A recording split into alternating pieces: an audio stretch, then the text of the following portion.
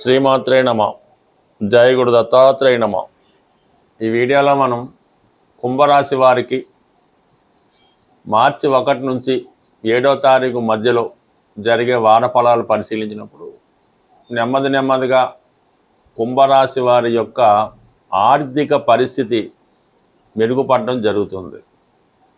ప్రధానంగా శుక్రుడు కుంభరాశి వారికి యోగకారకుడు, చతుర్థ భాగ్యాధిపతిగా. శుక్రుడు గోచారీత్యా ఎంత బలంగా ఉంటే జాతకుడు జీవితంలో అంత సౌఖ్యం అనుభవించడం జరుగుతూ ఉంటుంది. ప్రధానంగా మరి భాగ్యాధిపతిగా ధనస్థాన సంచారం చేస్తూ ఈ 1వ తారీఖున ప్రవేశించాడు. మార్చి 1వ తారీఖున సుమారుగా 25 రోజుల పాటు ఈ శుక్రగ్రహ సంచారం జాతకుడి ధనస్థానంలో ప్రవేశించడం వల్ల ప్రధానంగా మాతృ సౌఖ్యం, తల్లిగారి ద్వారా సహకారం లభిస్తూ ఉంటుంది. స్థిరాస్తి వల్ల, భూముల వల్ల, స్థిరాస్తుల వల్ల ఆదాయం లభిస్తూ ఉంటుంది.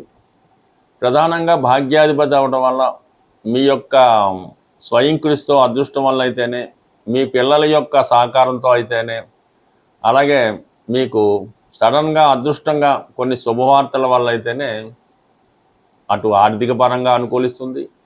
కుటుంబంలో ఏదో ఒక శుభకార్యం సంకల్పించడం జరుగుతుంది. దానికి తగినటువంటి ధనం కానీ మిగతా విషయాలు కానీ రావడం జరుగుతుంది. అంటే శుక్రుడు ఉచ్చస్థితిలోకి రావడం వల్ల మీ కుటుంబంలో ఒకరికి హోదా పెరుగుతూ ఉంటుంది. అంటే వాళ్ళకి ఏదైనా ఉద్యోగం రావడం, అంటే మీరు ప్రధానంగా స్త్రీ అయి ఉంటే మీకు ఉద్యోగ ప్రయత్నం ఫలిస్తూ ఉంటుంది. లేదంటే మీ కుటుంబంలో స్త్రీలకి ఉద్యోగ అవకాశాలు రావడం జరుగుతూ ఉంటుంది. అలాగే మీరు కళారంగంలో ఉన్న, సినిమా, టీవీ, మీడియా రంగంలో ఉన్న మీ ప్రతిభకు తగిన గుర్తింపు రావడం జరుగుతూ ఉంటుంది. అంటే ఇప్పుడు గతంలో వచ్చినటువంటి ఆదాయం మీ కుటుంబ అవసరాలకి సరిపోక చాలా ఇబ్బంది పడడం జరుగుతూ ఉంటుంది. ఇప్పుడు ఈ సమయంలో కంప్లీట్గా మీ యొక్క వ్యక్తిగత ఆదాయం పెరుగుతుంది, కుటుంబ ఆదాయం పెరుగుతుంది. దాని ద్వారా ఆర్థిక పరంగా కొంత పుంజుకుంటారు.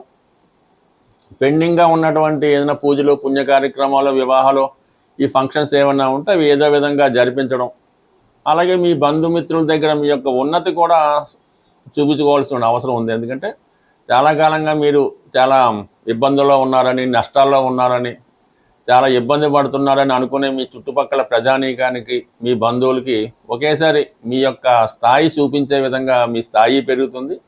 వాళ్ళందరినీ పిలిపించి మీరు ఏదో ఒక గెట్ టుగెదర్ పార్టీ కానీ, ఫంక్షన్ కానీ, ఏదో శుభకార్యం, పుట్టినరోజు వేడుకో, నిశ్చితార్థం జరిపించడం వల్ల మళ్ళా మీ యొక్క పూర్వ వైభవాన్ని పుంజుకుంటారు. వాళ్ళు కూడా కొంతవరకు మీ యొక్క స్థాయిని చూసి ఏడ్చేవాళ్ళు ఏడుస్తుంటారు, సంతోషించే వాళ్ళు సంతోషిస్తారు. మొత్తం మీద మీ ఉనికి చారుకుంటారు, ఆర్థిక పరంగా ఎదుగుతారు. సంఘంలో మీ మాటకి గౌరవం పెరుగుతుంది, మీ కుటుంబం యొక్క ప్రతిష్ట పెరుగుతుంది. చాలా కాలంగా ఉన్నటువంటి అవమానాల నుంచి బయటపడతారు. ఇక రాశి అందే ఈ ప్రధాన గ్రహాలైనటువంటి రవి, కుజుడు ఈ 2 రాశిలో ప్రవేశించడం వల్ల మీలో ఒక పౌరుషం మొదలవుతూ ఉంది. ఏదో చెయ్యాలి, సాధించాలి అన్న తపన పెరుగుతూ ఉంటుంది. అందుకని ఏమాత్రం చిన్న అవకాశం ఉన్నా దాన్ని ఏమాత్రం ఆలస్యం చేయకుండా ఎంబటినే స్పందించి ఆ కార్యక్రమంలో మీరు పాల్గొనడం జరుగుతుంటుంది. వ్యక్తిగతంగా ఎవరు సహకారం లేకుండా మీ యొక్క ఉద్యోగ ప్రయత్నాలు చాలా వరకు ఫలిస్తాయి. ఉద్యోగంలో ఉన్న వరకు ప్రమోషను, లేదంటే ఒక అదనపు బాధ్యత రావడం వల్ల హోదా పెరుగుతుంది. ముఖ్యంగా ప్రభుత్వ ఉద్యోగులు చాలా ఉత్సాహంగా పనిచేసి గతంలో మీ మీద ఉన్నటువంటి అపవాదుల్ని తొలగించే ప్రయత్నంలో చాలా వరకు విజయం సాధించడం జరుగుతూ ఉంటుంది. అలాగే ఫిజికల్గా మీరు బలంగా ఉండడానికో, ఫిజికల్ ఫిట్నెస్ కొరకు కొత్తగా వ్యాయామం చేయడం కానీ, వాకింగ్ చేయడం కానీ, శరీరాన్ని ఆరోగ్యంగా ఉంచే ప్రయత్నంలో చాలా వరకు మీరు సక్సెస్ అవ్వడం జరుగుతూ ఉంటుంది. సో మొత్తం మీద ఏంటంటే ఆదాయం పెరుగుతుంది, వ్యక్తిగత ఆరోగ్యం పెరుగుతుంది. ఏదైనా మీ ఉనికిని చాటుకొని మళ్ళీ మీరేంటో నిరూపించుకునే సమయం ఇక్కడ నుంచి స్టార్ట్ అయింది. నెమ్మదిగా ఇదే మీకు కొన్ని రోజుల పాటు కంటిన్యూ అయ్యి గతంలో పోగొట్టుకున్నవి తిరిగి సంపాదించుకోవడం జరుగుతుంది. ప్రధానంగా మనం ఈ వారంలో చంద్రగ్రహణం అన్నది 3వ తారీఖున ఏర్పడడం జరుగుతుంది. విధి విధానంగా అటు కుంభరాశి వారు, అటు సింహరాశి వారే కాకుండా ఇంచుమించుగా ప్రతి రాశి వారు కూడా ఈ గ్రహణ సంబంధించినటువంటి పరిహారాన్ని తప్పకుండా చేయవలసి ఉంటుంది. ఇప్పుడు చంద్రుడికి ఏర్పడుతున్నటువంటి ఈ గ్రహణం వల్ల చాలామందికి మానసిక అశాంతి లాంటిది ఏర్పడడం జరుగుతూ ఉంటుంది. ఏదో ఒక కష్టం జాతకుడికి కలుగుతూ ఉంటుంది. విద్యార్థులు ప్రధానంగా ఈ గ్రహణ నియమాన్ని పాటించి తగు విధంగా పరిహారం చేసుకుంటే విద్యలో బాగా రాణించి రాబోయే ఎగ్జామ్స్లో కంప్లీట్గా మీరు విజయం సాధించడానికి బాగుంటుంది. ఇటు వ్యాపారస్తులు కానీ ఉద్యోగస్తులు కానీ ఎవరైనా మీ యొక్క ఆచార ప్రకారం మీ యొక్క కుల గురువు కానీ మీ పంతులు గారు కానీ మీ ఆస్థాన పండితుడు కానీ అడిగి వారు చెప్పే విధంగా కంప్లీట్గా మీరు ఈ గ్రహణాన్ని విధి విధానంగా పాటించి తగు విధంగా దానం కూడా చేయవలసి ఉంటుంది. మరి చంద్రగ్రహణం కాబట్టి ఈ బియ్యం డొనేట్ చేయడం వల్ల కలిగిపోతుంది. దాని తర్వాత కంప్లీట్గా మీరు శివుడికి ఆవుపాలతో అభిషేకం చేయించుకోవడం, వీలైతే కొంతమంది కన్నా భోజనం పెట్టించడం, అంటే అన్నదానం అది అనలేం కానీ ఒక 10 మంది అతిథులు పిలిపించి చక్కగా భోజనం పెట్టడం వల్ల ఈ గ్రహణం మీకు అనుకూలంగా మంచి ఫలితాన్ని ఇవ్వడం జరుగుతూ ఉంటుంది. ఇంకా ప్రధానంగా తల్లిగారి యొక్క ఆశీర్వాదం తీసుకున్నా కూడా ఈ గ్రహణ దోషం పోయి మీకు మంచి మనసు, మంచి ఆయుష్, మంచి జ్ఞానం వచ్చే అవకాశం ఉన్నది. సో దానివల్ల అది కంప్లీట్గా పాటించండి. తల్లిగారి యొక్క ఆశీస్సులు తీసుకోండి. తల్లిగారికి ఏదో ఒక బహుమతి ఇచ్చి వారి ఆశీస్సులు తీసుకుంటే ఇంకా బెటర్గా ఉంటుంది. సో దాంతోపాటుగా మన ప్రేక్షకులకి ఒక ముఖ్యమైనటువంటి విన్నపం ఏంటంటే, ప్రతి సంవత్సరం కూడా మా జ్యోతిష విజ్ఞాన కేంద్రం అనే ఒక ఫర్మ్ ద్వారా ఈ జ్యోతిష మహాసభలో నిర్వహించడం జరుగుతూ ఉంటుంది. సుమారుగా ఇది 10వ సంవత్సరం.